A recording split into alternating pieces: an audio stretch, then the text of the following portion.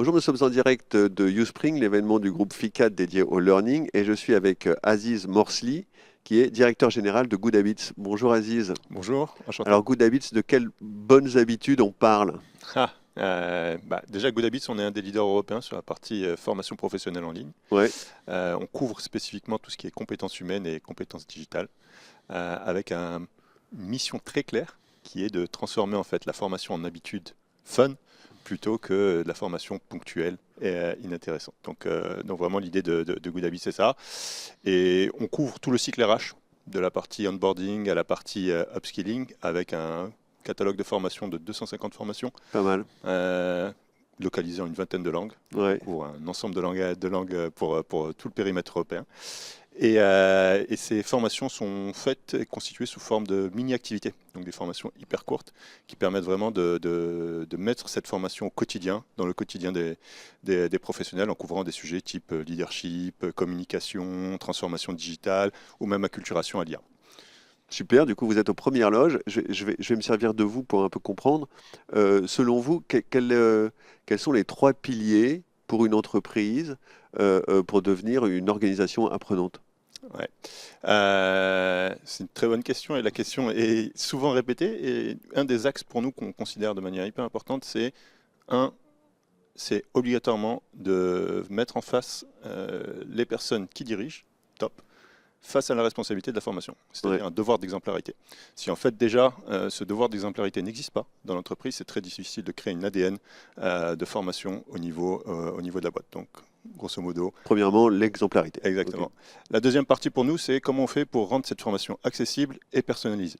Parce que si on n'est pas capable de pouvoir faire ça aujourd'hui, c'est très très compliqué. Donc accessible, ça veut dire ne pas mettre des barrières à accéder au catalogue de formation et faire en sorte effectivement que la formation soit personnalisée au plus proche du collaborateur pour lui permettre de pouvoir choisir entre guillemets les contenus qui font du sens pour sa carrière et pouvoir construire sa carrière. Le troisième pilier va toucher à tout ce qui va, pardon, à tout ce qui va permettre de faire en sorte que la formation soit mesurable. Ouais, Quand je dis mesurable, c'est un gros mot dans le monde de la formation parce que la partie ROI est toujours compliquée, mais on utilise des méthodes et des métriques qui nous permettent aujourd'hui de pouvoir relier la formation au travail au quotidien. Et donc comment on fait pour pouvoir faire ce lien et le mettre en avant dans l'entreprise pour que l'entreprise puisse bénéficier dans son ensemble de la formation et donc créer vraiment cette culture d'apprentissage derrière. très clair. J'ai l'impression souvent qu'on dit que la formation doit passer aussi par le management intermédiaire, que ce management intermédiaire est clé. Mais le management intermédiaire, on charge la mule, quoi. J'ai l'impression qu'ils en ont plein le dos déjà. Comment est-ce que vous faites pour les engager, les rendre partie prenante? Ouais. Le manager intermédiaire est chargé par en haut et par en bas. Ouais, On se rend compte aujourd'hui, le rôle d'un manager a évolué, surtout post-Covid, où maintenant on est un manager intermédiaire et même responsable des problèmes personnels quasiment des personnes dans son équipe. Et donc ça crée vraiment une charge très importante. La manière dont on le voit nous, c'est que comme c'est un maillon essentiel pour retranscrire la stratégie RH en réalité terrain, si on ne fait pas les efforts pour mettre en place une formation dédiée pour ces managers-là, pour leur donner du temps eux pour apprendre, pour qu'ils puissent ensuite faire l'exemplarité auprès de leurs équipes, pour leur bien montrer sûr. exactement ce qu'ils ont fait, déjà on perd une partie. Donc vraiment donner du temps aux managers pour pouvoir se former, pouvoir monter en compétences sur des sujets compliqués de temps en temps, comment gérer un congé maternité, comment gérer ce genre de choses, des choses où ils n'ont pas l'habitude initialement de gérer, ou en tout cas ils géraient un petit peu moins. La deuxième partie, c'est comment leur permettre de pouvoir mettre la formation pour leurs équipes dans leurs objectifs.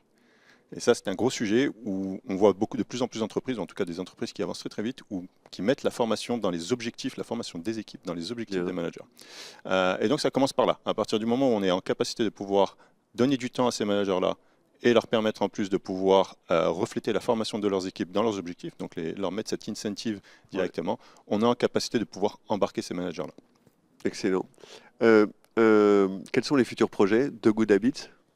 Ouais, ben Good Habits, on a commencé comme un catalogue de formation, un peu le Oui, Netflix de la formation déjà oui. depuis 2011 avec des méthodes pédagogiques très rompues au process. On a 3 millions d'apprenants qui utilisent nos contenus chaque année, donc on a quand même un bon réceptacle. On a avancé énormément sur la partie IA, évidemment, Ouais, comme la plupart des boîtes, avec deux axes fondamentaux. Comment on crée cette acculturation à l'IA de manière beaucoup plus profonde en créant ces habitudes-là de manière beaucoup plus présente. On a créé un produit qui s'appelle GoodLearn, qu'on est en train de déployer aujourd'hui au sein de nos clients, qui est mobile first, donc vraiment une application un peu à la Duolingo, gamifiée complètement, qui excellent. permet d'aller apprendre sur la partie IA.